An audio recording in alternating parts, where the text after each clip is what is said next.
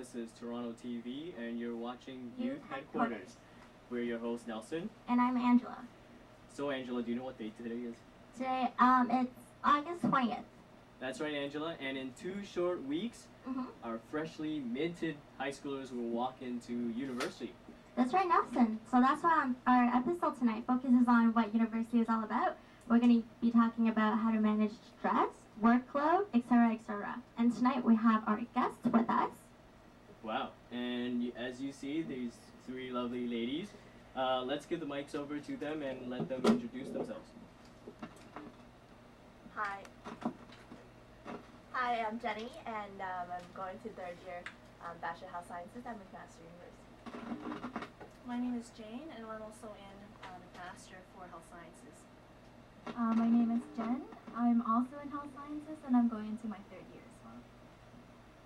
Okay, and there's also me. I'm Angela. I'm representing U of T. I'm going into my 3rd year in pharmacology. And lastly, I am Nelson, and I am at the University of Waterloo doing 2nd year's computer science. Okay, well, so let's get on with our show. So, girls, why did you guys choose McMaster? Because I know there are, 169 universities 169. across Canada, right? So, why did you guys choose McMaster and the programs that you're in right now? Well, personally, I live in Toronto, so I wanted to get away from home, see what life was like outside of home, and so I thought maybe moving over to a place not too far away from Toronto, maybe Hamilton, only an hour away. Just like to see what that was like, and I just wanted to get a little bit more life experience there. For me, I really like the structure of the program. It seems different than all the other ones. I was actually going to choose Waterloo, but then I decided at the last minute that I didn't want to go into optometry. So I chose Mac. I really like their PBL style, your own learning, and you have to direct yourself. And what about you, Jenny? I also chose MAC Health Sciences program because of the problem-based learning principle that it has. As well, another feature that drew me to MAC was the small class sizes that they advertise. Whereas like U of T and other universities often had classes with 1,000 people per class. With our class, we were promised to have like at least a few classes with 20 or so people per class, so we can get to know. So there are advantages to having smaller classes, right? And that's how you guys, the three of you guys met, right? Nelson, what about you? Well, I chose Waterloo. I guess it was my first and only university. I didn't really care about UT or Queen's or anything like that. Basically, I was pretty into computer science, so from the start I just chose the co-op program at Waterloo and never looked back. Okay, well, as for me, honestly, Mac was my first choice. I actually applied to health sciences, but I ended up going to University of Toronto because my mom told me to. And also another thing is I want to get into their faculty too, right? So I want to get into the faculty of pharmacy. So I think that's a really good way for me to get an opportunity to get in there and stuff. Did any of you guys have like outside pressure, mom, parent, friends, that influenced your decisions? It was a mixed feeling because my sister went to Waterloo, so in a way they wanted me to follow in the same steps. But then they also wanted me close by, and Hamilton was only 20 minutes from home. So they really liked that. Oh, that's good. So why don't we talk about in the program, was it anything that you expected that you read in the promotion, the flyers and the booklets they gave you? Was it anything like that?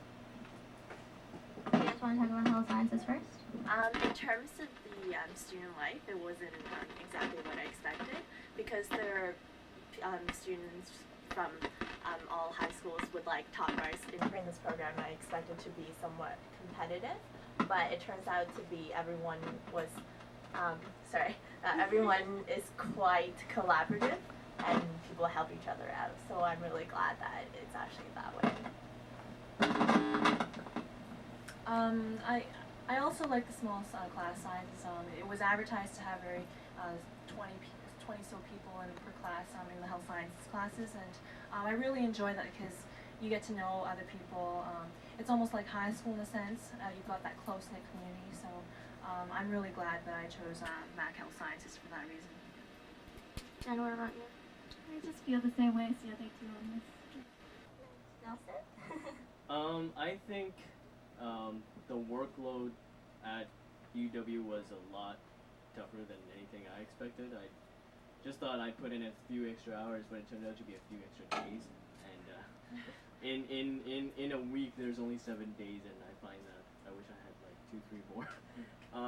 But in terms of the atmosphere, it's pretty quiet. That was one big advantage that I chose UW over UT was downtown. It's just there's so many things to do that you can't really focus on school, and the computer science courses are just way too demanding. In terms of their promotional advertisements and stuff like that, I think it was pretty accurate when they said you wouldn't get any sleep up there. Okay, well with UT, it's actually a really huge university, right? Like the campus is really huge. Like we pretty much border around where Bloor and College and Spadina to Bay. So it's actually quite huge. The campus is humongous.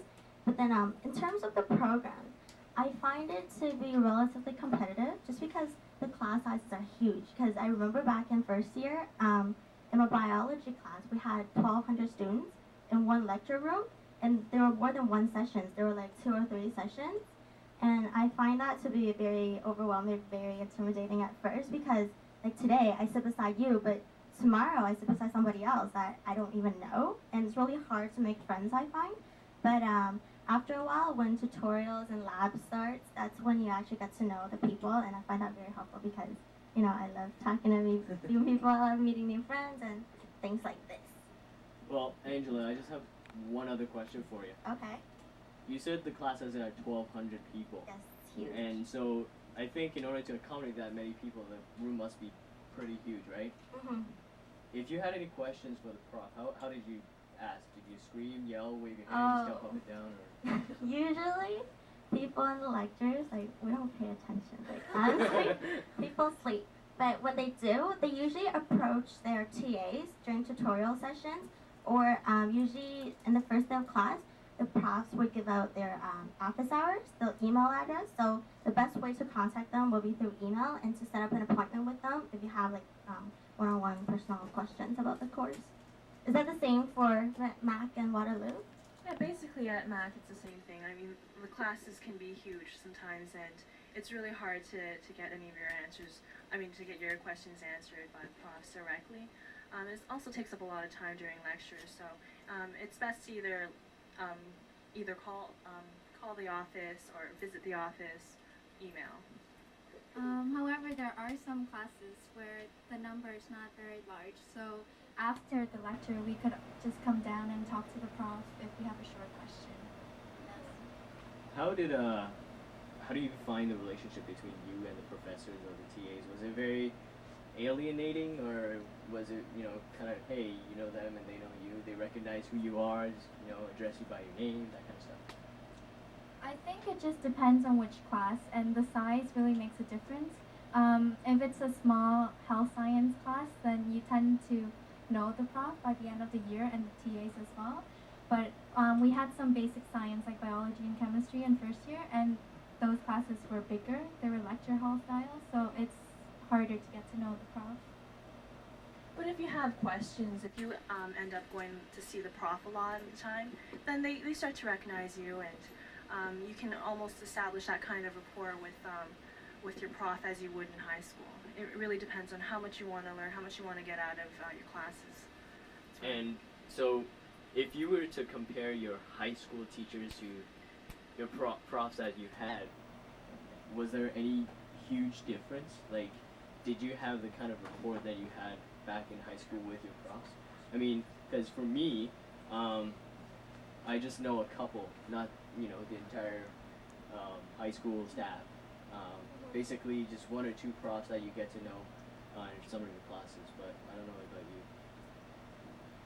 It's definitely harder to maintain a strong relationship after the class is over because they have so many students that they don't tend to remember you for long periods of time. But I'm sure if you were to make the effort, you could definitely continue that relationship as well. Nice. Okay, so do we want to look at the PowerPoint now. Okay. I don't know what else is prepared. There's really a nice PowerPoint presentation that everyone would like to see. I guess it's basically covering some facts and about different universities across Canada, but we're focusing mostly on Ontario-based universities. Okay. Get this going.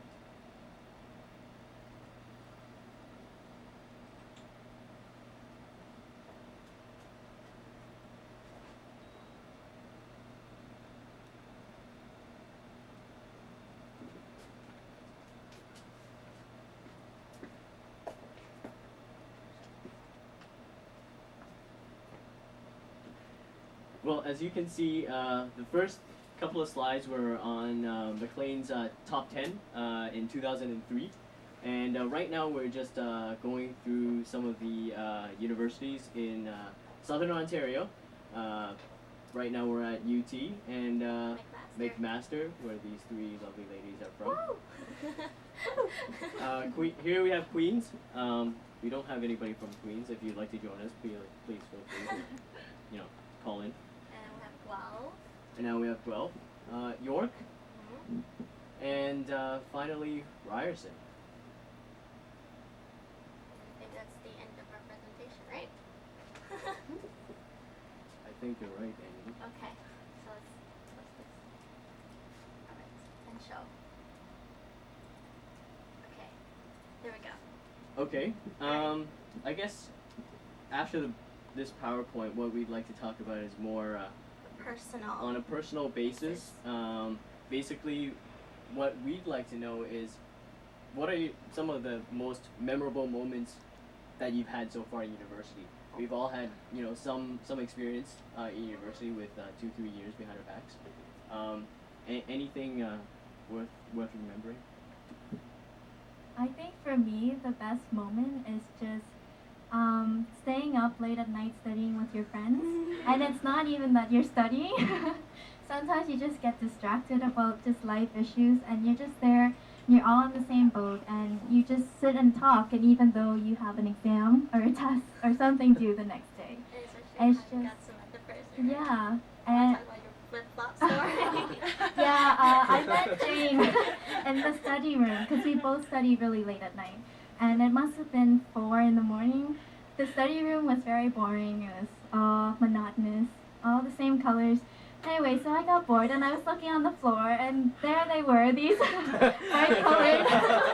bright colored flip-flops. And it just caught my eye, and afterwards we were introduced to each other. But yeah, it just comes out of nowhere, just friendships and stuff. Nice. So I guess the moral of the story is if you want to get to know people, stay up late, go to the study room, and wear colorful flip-flops. Yeah. So what about for you? What about for you two, Jane and Jennifer? For me as well, I really liked just being able to meet other people. And even though you're studying, like what Jen said, even though you're studying, even though you feel stressed out, just being able to share that stress with other people and being able to meet other people because of I don't know, this stress just makes it so much more easier to handle, and just great friendships result that way, I think. For Jenny, sorry, I got all 3 of your names mixed up. I'll start with the J, They all start with a J, all go to a university that starts with an M, Yeah. and all in a program that starts with an H. Kind of confused me. Anyway, for me, there isn't like a particular moment that I think is special, but in general, just being able to interact with such great people and establish friendships that I think will last for a lifetime. Welcome Week in particular was a really great experience for me because I got to meet a lot of people, talk to a lot of people that I wouldn't normally talk to in high school because of social structure and whatnot. And I made some really amazing friends that way. Jenny talked about Welcome Week. I guess Yeah, it's Frosh Week. best known as Frosh Week. Mhm. Any good moments anybody has? I mean, I've heard stories at UT engineering. I mean, my friend would he came back home and I asked him, dude, you're all wet. What's going on? He said, Well, basically what he had to do during Eng Frosh Week was one day he had to strip down to his waist, paint himself all purple, Yeah. put on a hard hat, and run through Eden Center. Yeah. And any That's sort what of they thing did. at McMaster? I witnessed it. Oh, okay. There's an eyewitness right here. How was it? How was it? I was shocked. I was like, I saw this guy. It was all purple. It was like top was running around like Eden Center with like 20 with like 200 people like staring at him and stuff like that. I was like, whoa, what's going on, right? And you see all these people chasing after him, trying to steal his hard hat and stuff. So I was like, whoa, it's like scary. Anything like that at Mac, because at UW we're a lot tamer. Yeah, Is I it? think same with Mac. Maybe the engineers, but I don't really know. How was Frosh like for you guys at Mac? Frosh Week was a bit different. It's just the whole thing about being away from your parents. My parents are very protective, I think. And it's just different being on your own because you have to worry about what you eat and just your own health. No one's there to tell you what to do. How about you? Any particular events like? I had a lot of fun in general, I think. Eventually, by the end of the week, I lost my voice and got really sick. But there are a variety of activities. I didn't participate in a lot of them, but like some things that people might not be so comfortable with participating, and other things are very just not crazy, aimed at just getting everyone to get to know each other. So I found all of the activities pretty fun, like, and good in terms of meeting people. So would everyone recommend people going to Frosh? Because I know that it's optional. And, I would totally. Yeah. Like, okay, well, maybe I can talk about the Frosh Week at U of T. It was really cool. Last year when I attended Frosh Week, it was actually a week long, I think. It was 5 days at least. So we have different events on different days.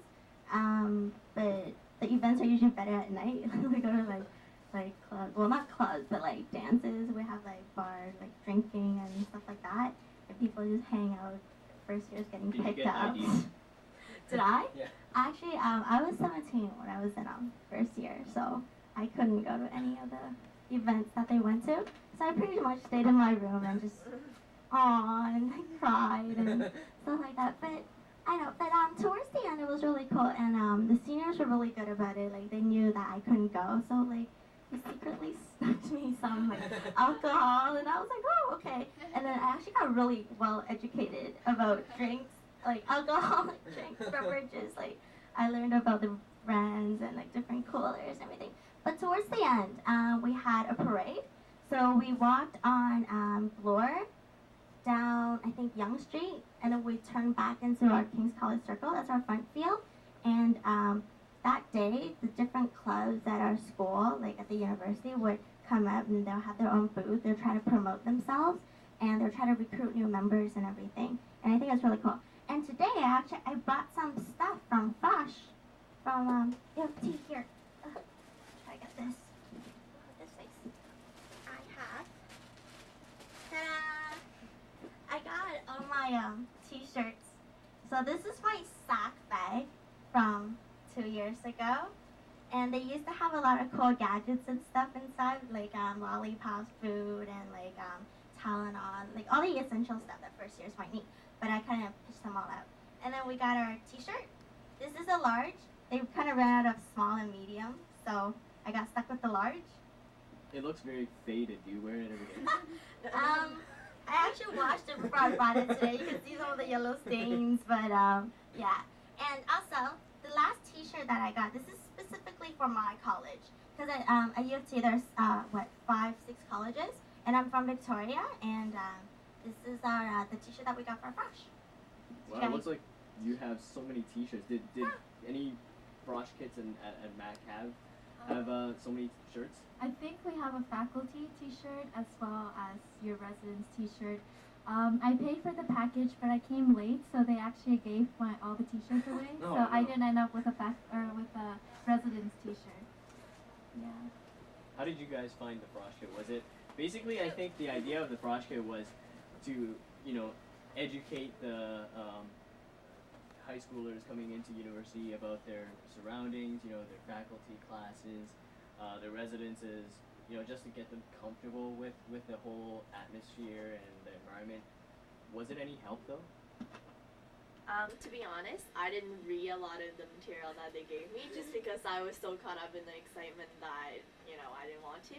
But with the stuff that they gave me, it was kind of cool. Like, they gave us coffee mugs and laundry bags and things like that. It was, like, eventually pretty useful. That's good. For me, I bought the package, which was over $100, but I actually didn't end up going to most of the events. Only I regret it now, but looking back. But at the time, it was because I came with a good friend of mine, and we were in the same faculty. So we knew other people too, and we started skipping a lot of the events to do our own thing, which at the time didn't seem like a big deal, but now it's like a big regret not going to that. Yeah, I would highly recommend going to Frosh Week. I mean, you meet a whole lot of people there. You meet so many people you won't even remember. But the chances are you'll remember, one or two or more than that. And you can develop like really good friendships that way. So I would recommend it. That's cool. Jennifer before talked about being away from home. I guess for the four of us who are whose families live in Toronto and we're all at Mac and UW. Living away from home could be, I don't know, depends how you look at it. It could be a nightmare, or it could be heaven. I don't know. For me, it was heaven. Just getting away from parents and doing the things that you wanted to do. But on the other side, you just like Jennifer said, your parents would be very protective, so you're kind of like thrown out the street and it's like, here you go, cook your own meals, your own laundry, that sort of thing. And living on campus for the first term or for your first year, were the dons really helpful that way? Like, did you guys bond together in residence? Not so much in my case, but the meal plans and stuff that you bought, all the utilities are paid for and stuff. So as far as those things go, you don't have to worry that much. I find that living off campus is a whole different story, though. Do you live off campus now? I lived off campus starting my second year, and it's really different as far as you have to buy your grocery and you have to maintain your budget and stuff like that. What about you ladies? We're both continuing to live in res with the meal plan because Is that the one big major selling point of staying on residence, or? I don't know. It just seems more convenient to me because you can just get up at, if you have like 8:30 class, you get up at 8:20 and then make your way to class. I really enjoy that. You don't have to worry about hydro and bills either. I mean, you pay your lump sum at the beginning of the year, and you've got everything. You got everything everything to go. Yeah. Well, now, so what about you? You live all the way in Waterloo, so do you live off campus now, or? I live off campus. Like Jenny said, living on campus has its advantages, like getting up 5 minutes before class. But for me, living off campus has that same advantage because I just live across the street from all my computer science buildings. So it's around that rough time estimate where I only need 10 minutes to just scramble and get my things together and go to class. As for The food, food. I'm lucky because I cook my own food. Nice. So I don't have to worry about Chinese food because I can do my own. But for most other people, they just travel back to Toronto like at least once a week just to Do you do that? buy takeout and stuff like that. I normally don't. I just get all the raw ingredients from the grocery that you can find in Waterloo, and just do my own cooking. Actually, I find Waterloo is pretty good with the food. I've been there, and it seems like there's a lot of choices, a lot of different places from Chinese food to just Canadian food.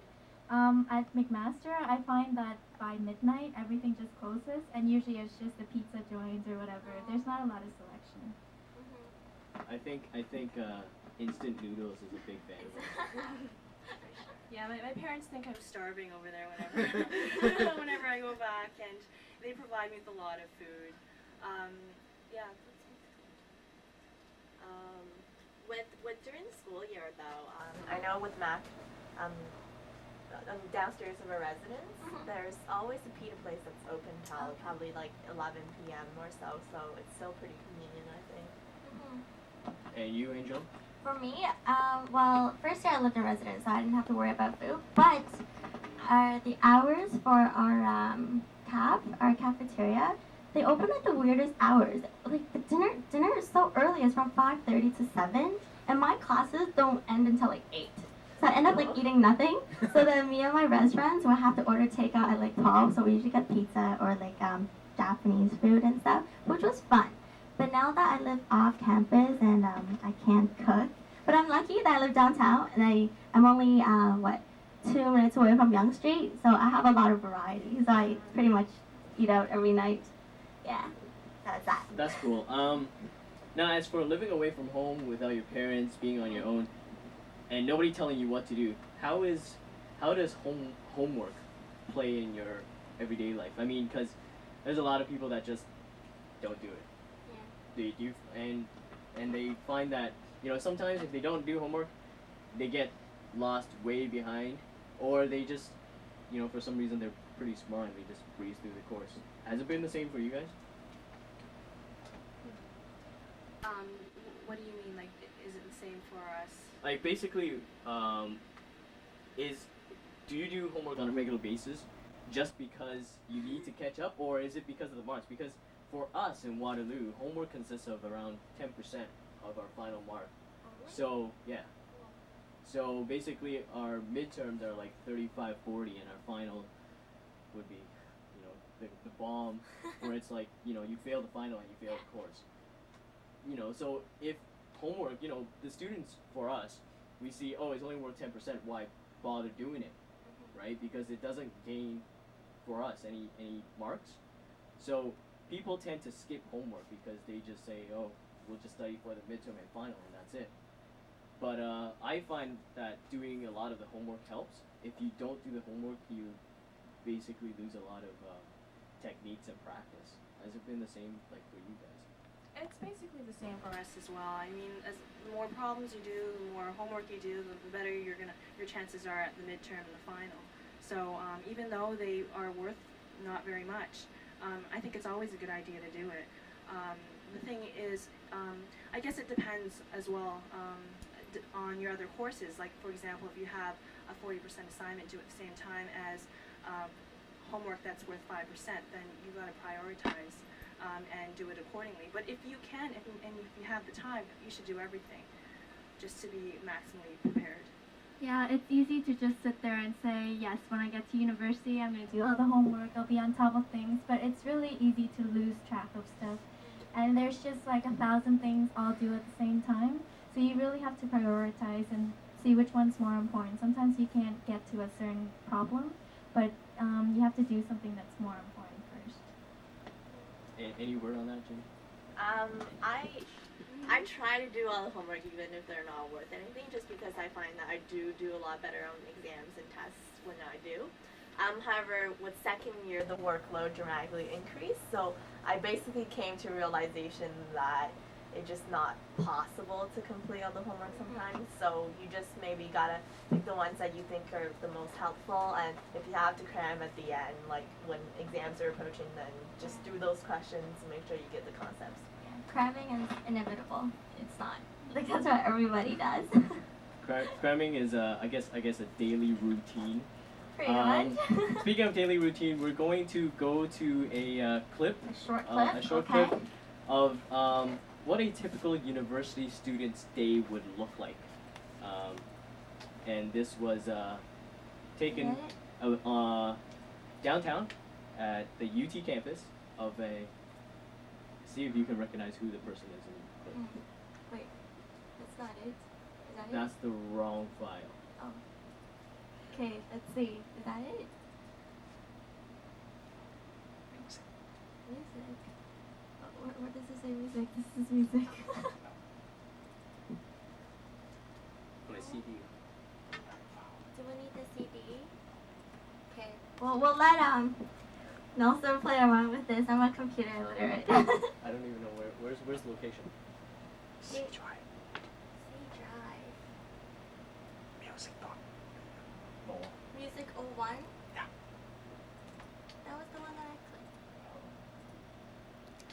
just drag? Oh, there we go. You didn't play it. Oh, okay. Oh, there's no sound on this? You have to say it. That's not I guess if you can see the uncanny resemblance, that's not my twin, that's actually me. Basically, here I am at 10 a.m. in front of the Bahan Center. The Bahan Center for Information Technology. Attending my first class, calculus.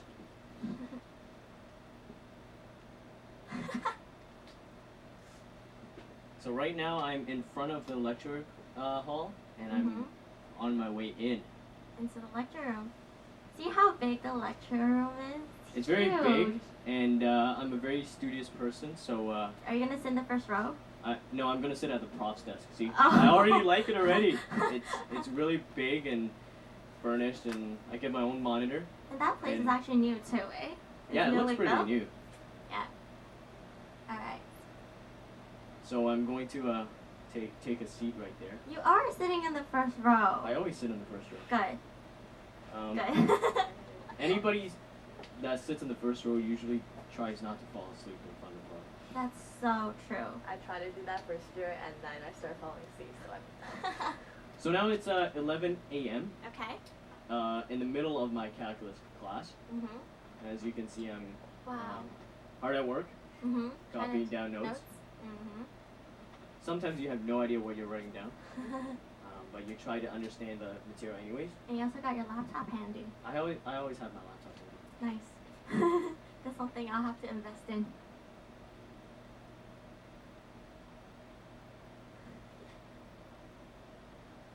Wow. I'm impressed, Nelson. Oh yeah, I do a lot of work. Is this on a regular basis? No, Oh, as you can see, it's not on a regular basis. I tend to fall asleep. Yeah, I get pretty tired. Once you stay up late till 5 a.m. and finishing your homework assignments, Uh-huh. when class comes, you're. Is that what? Is that 11:45? It's 11:45, Okay.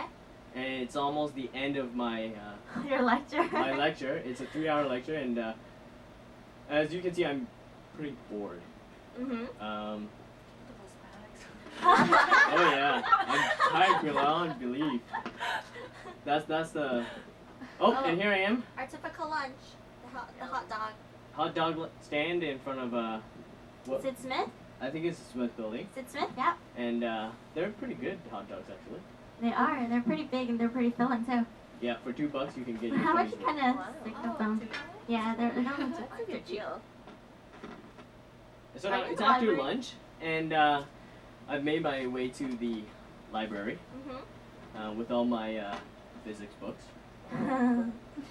and where I'm trying to read all of them. But usually you tend to read a page or two, And then and then that's about it. I it. usually do something else. And talk your to other eyelids people, get heavy and then, Yeah. you know. Or sometimes I notice colorful flip flops, and then I get distracted that way.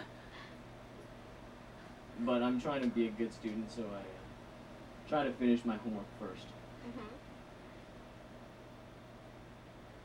then it's what, around It's around 2 o'clock.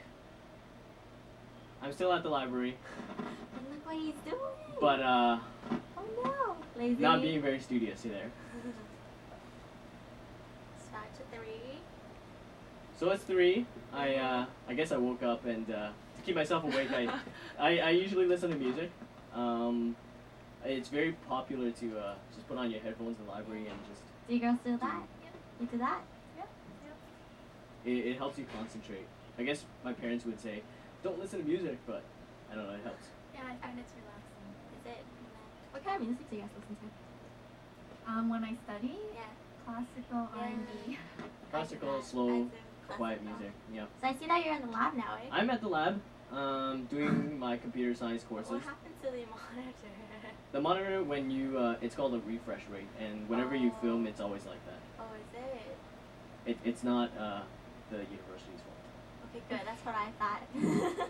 So after the lab, usually I would go to the gym, play some badminton, or work out.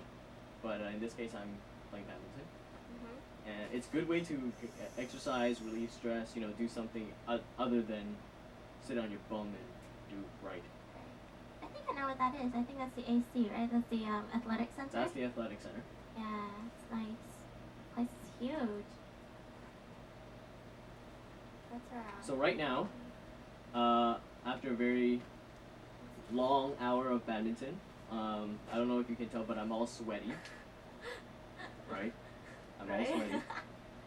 Sure. So it's the end of my day. I look pretty tired, and as Jane said, I have humongous bags under my eyes. So I'm gonna go home, make myself some dinner, and do some more work, and go to sleep at around 4. Very good. Wow, Nelson. I know that back in high school we tend to sleep at normal hours, and now in university people call us insane for either staying up the whole night or sleeping at 6. Is it regular for everyone here? Is that a typical day for you guys? Yeah. Yeah. In high school, I used to get tired even after like 8 hours of sleep. But then I think the whole entire year last year, I would have been lucky if I got more than 7 each day. Typically 6 hours or so per night. Yeah, I've pulled a couple of all-nighters. I've actually sat in the same place for 8 hours saw straight. that. Yeah, you can ask these girls. I'm just at the same desk doing the same thing, trying to memorize, trying to cram in as much information as I can, and getting little sleep. Yeah, all-nighters are great. Last term I went 40 hours without sleeping. I think that was the longest. Wow. That she broke my record of 3 days.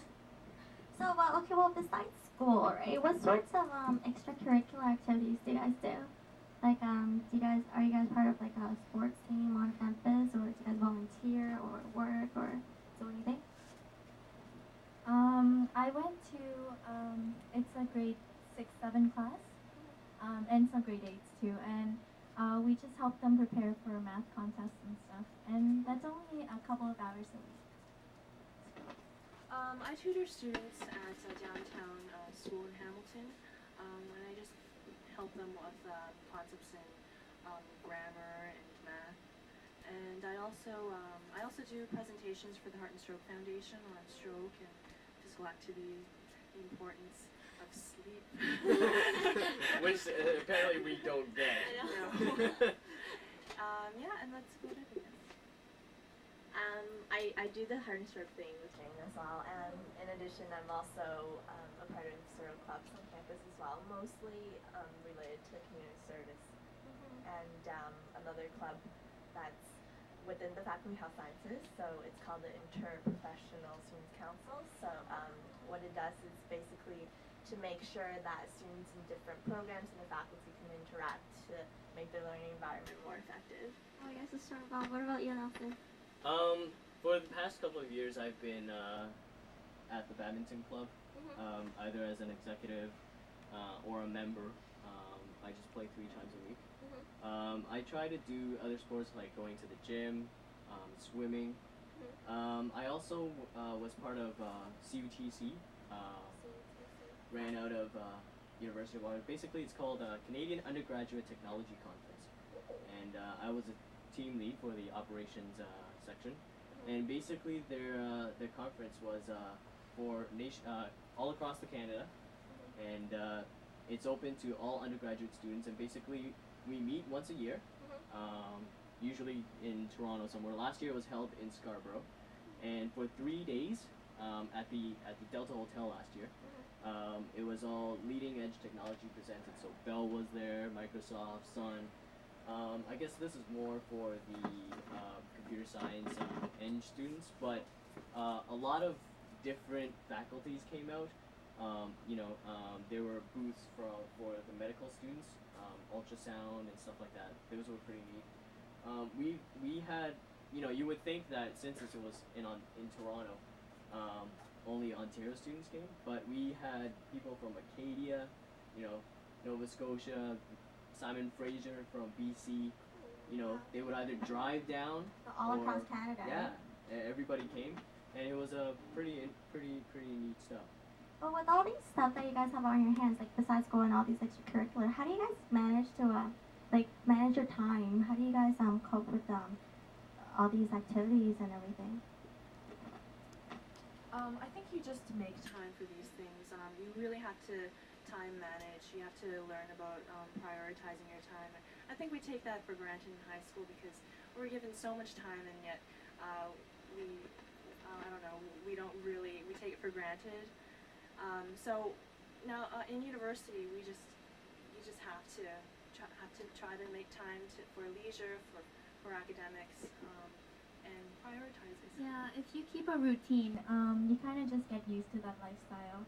And also with these kind of activities, it really gives you a chance to de-stress and just work off all the stress and do things that like matter. Sometimes schoolwork, you may not see the purpose of it at the moment because you're just wanting it, and you just need that outlet to do something else. Jenny? Same with the routine with, at least for me, the clubs and organizations that I was involved in school, most of them follow certain schedules, like meeting bi-weekly a certain day. So I basically fell into a routine. So it wasn't bad to manage. So I guess out of all this, the trend is the one major thing that the difference between high school and university is one big time management skill. Yes, for sure. And the keywords they've all said it, like right. to prioritize. That's very important. So we've kind of come to the closing of our program. Mm-hmm. If do you guys have any last Closing words for the viewers, just in case, any tips that going into university, what they should expect, in their first year, how should they, take it easy, that kind of stuff. Just go straight on, work your hardest, don't be scared, like try not to be scared. And it was like what Jen and I were talking about before, it's like being on top of a hill, and sometimes you're the ball and you're just rolling and rolling, you just kind of just let it happen. I think one of the things we should all learn is not to be discouraged. I find that in high school it's you may have come out being one of the top of the class or something like that, and when you go into university, you might feel like you're at the very, very bottom, but you shouldn't be discouraged.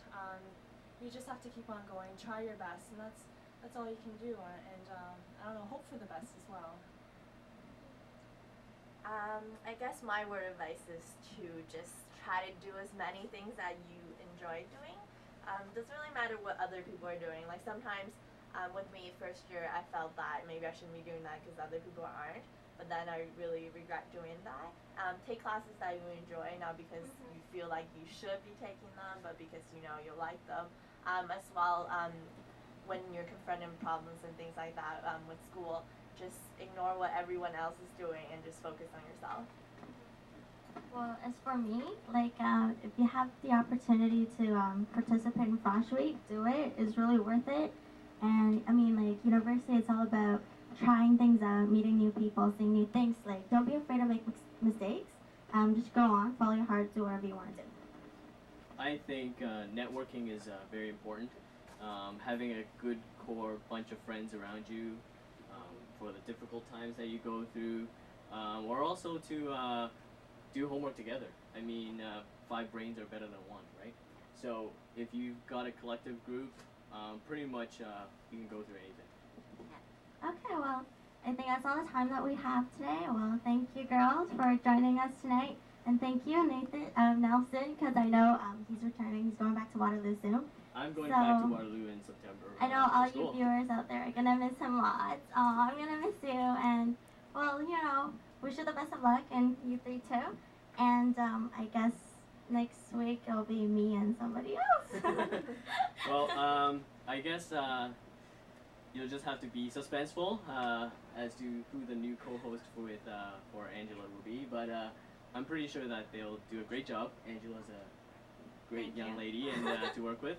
So I'll probably see you next time 4 months from now. Yeah, okay. Thank you. Thank Bye. you. Good night.